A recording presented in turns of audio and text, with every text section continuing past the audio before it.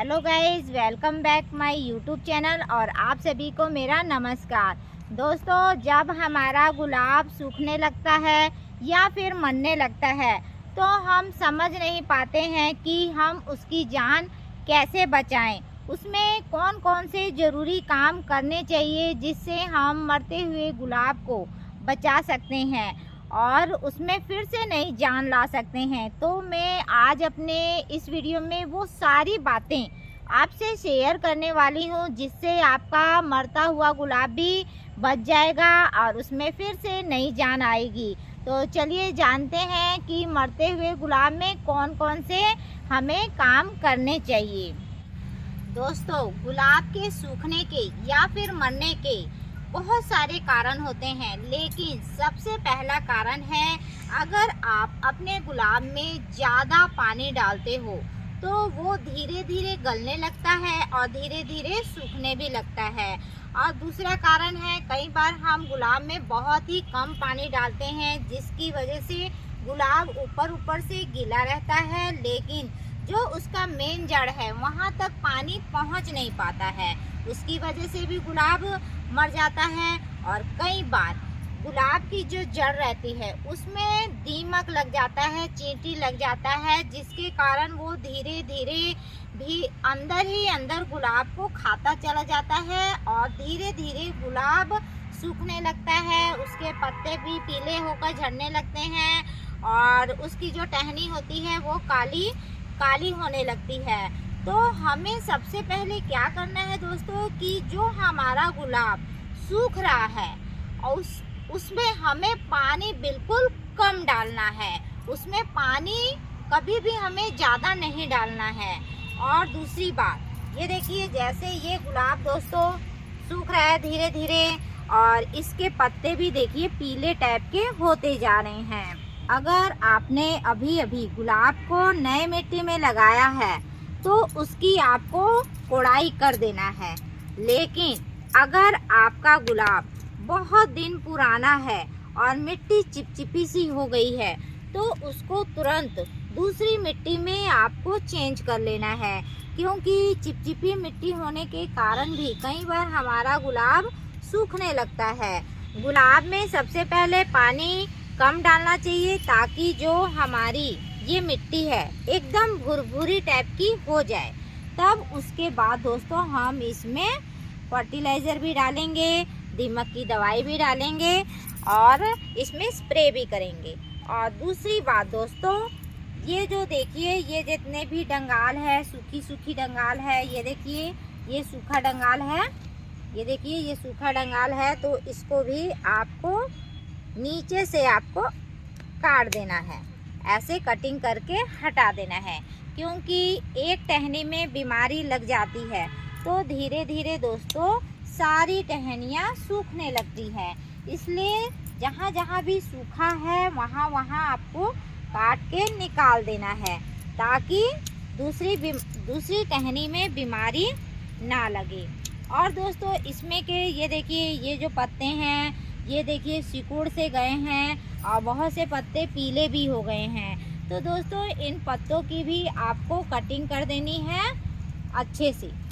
जहाँ जहाँ पीले पत्ते हैं दोस्तों इसको काट के आपको निकाल देना है, क्योंकि पत्ते पीले होंगे फिर बीमारी और भी ज़्यादा बढ़ जाएगी। इसलिए दोस्तों जितना भी गुलाब का सूखा डंगाल है और बीमारी वाला डंगाल है, काला डंगाल है, उसको आपको काट के पहले निकाल देना है। और जितनी पत्तियां हैं दोस्तों पीली टाइप की उसको भी आपको एक एक करके निकाल देना है। तो जब हम ये सारी कटिंग करके निकाल देंगे तो इसकी बीमारी तो वैसे भी आधी कमी हो जाएगी और उसके बाद इसमें नई ब्रांच आएंगी और नई कलियां भी आएंगी। ये हमने कटिंग कर दिया है दोस्तों। ये मिट्टी भुरभुरी हो जाएगी तो आपको थोड़ी थोड़ी ये मिट्टी आपको निकाल लेना है, किनारे किनारे से आपको ऐसे निकाल लेना है। और निकालने के बाद इसका हमने तो कोड़ाई कर ही दिया है। और कोड़ाई करने के बाद ये देखिए ये तेज पत्ते के पत्ते हैं। तेज पत्ते में बहुत ज़्यादा दोस्तों इन्फेक्शन बचाने की क्षमता रहती है, जो पौधे में किसी प्रकार की दीमक नहीं लगने देता है और ना ही किसी प्रकार की चींटी लगने देती है। तो इसको आपको गुलाब के चारों तरफ इसी तरह आपको बिछा देना है। अब बिछाने के बाद एकदम भुरभुरी मिट्टी ले लेना है और चारों तरफ से इसको ढक देना है और अच्छे से ढकना है। और जो भी आपके गुलाब में दीमक लगा होगा या फिर चींटी लगा होगा तो वो सब भी आपका दूर हो जाएगा और जो मिट्टी की उपजाऊ शक्ति रहती है वो भी बढ़ जाती है और जो पौधा रहेगा वो तेज़ी से भी हमारा बढ़ेगा और पौधा हमारा हरा भरा भी रहेगा।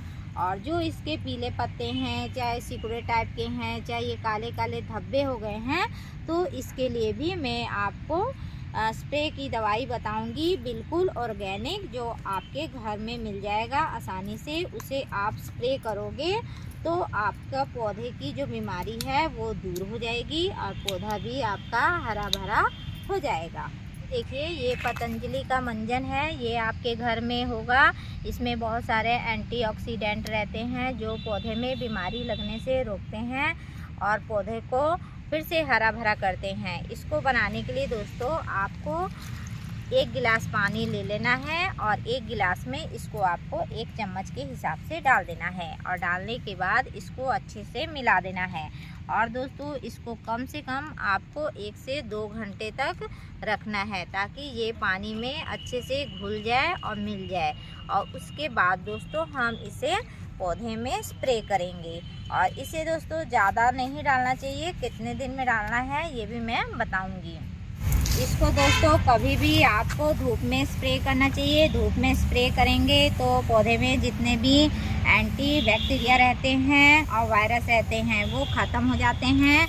और पौधे में दोस्तों तुरंत पानी भी नहीं डालना चाहिए, आपको 3-4 घंटे के बाद ही पानी डालना है। और इसको आपको मिट्टी में भी स्प्रे कर देना है। हफ्ते में 2 बार करना है जब तक आपके पौधे की बीमारी ठीक ना हो जाए।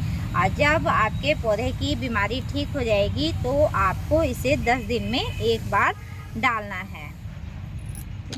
और जब गुलाब की हमने प्रूनिंग कर दी है तो उसे हमें धूप में नहीं रखना है, उसे हमें सेमी शेड में रखना है।